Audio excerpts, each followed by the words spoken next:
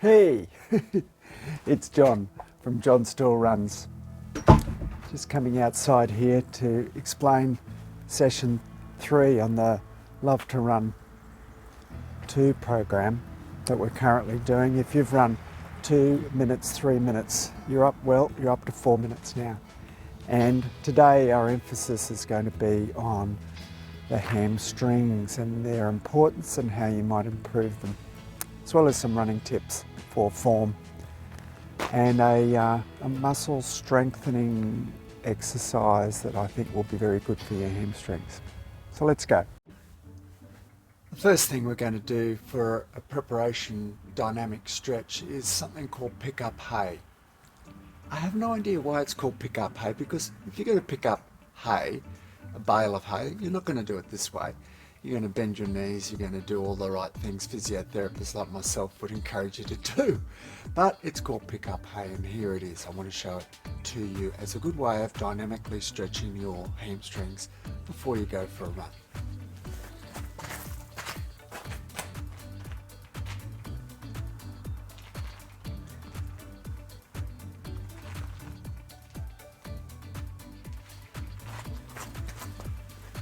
There you go.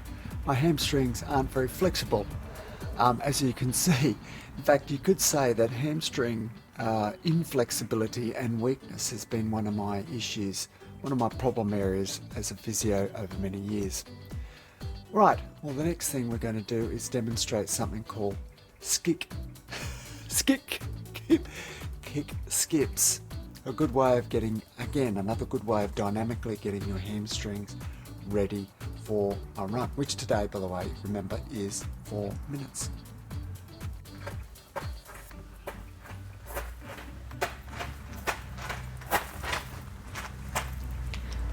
Do you like that? It's really a skip with the front leg extending your knee to get the dynamic stretch of the hamstrings.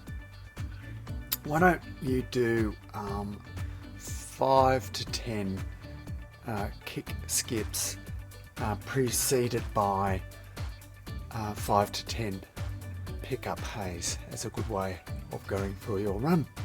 And while you're running, why don't you do this excellent form tip based on one we said a little while ago, told you a while ago, proud. So let's do something called the 3 ups. One of the most common problems when runners get fatigued is that they start to slouch and slump. Head drops down, their chest drops down, and their pelvis tilts backwards. So why don't we correct that with what I call the 3 ups? Very simple, something you can do intermittently while you're running. Think of 3 areas that you need to bring up. Firstly, your head.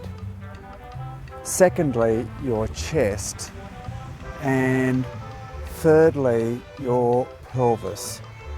So head up, chest up, pelvis or hips up.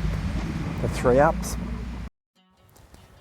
So I assume you've been for your 4-minute run, preceded by some picking up hay and some kick skips. And while you've been running, you've been practicing the 3 ups. I assume all that. So you've got back from your run, and now how about doing a little bit of gentle passive hamstring stretching. Again, something I'm not very good at, but here we go. You're going to observe me doing a few seconds. Why don't you try 30 seconds on each leg? I'll probably do a bit less than that.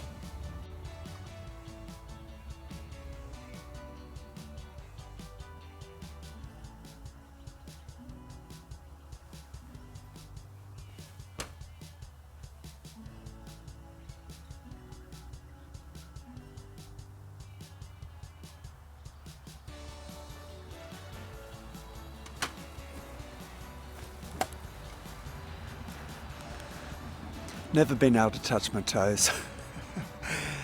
At the age of 62, I'm probably unlikely to now. But I think it's probably a good idea that I do a little bit of passive stretching of my hamstrings after each run. Might help me avoid a few little niggles in that area. So one more thing to go in our session today, and that is the Nordic Curl.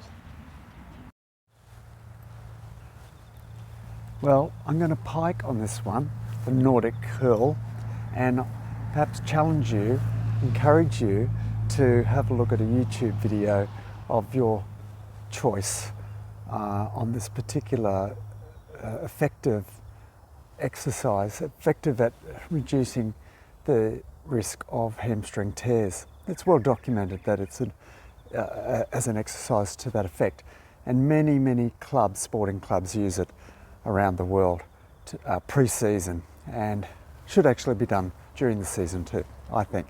So have a look at that, and look, if you can do 10 Nordic curls, goodness me, you're a better runner, better person, maybe not person, but a better hamstring person than I am, that's for sure. So that's our session for the day. Remember, 4 minutes of running, and enjoy your running. That is the most important thing, to actually relax, chill, and just go with a nice run. 4 minutes, sustainable pace. Enjoy.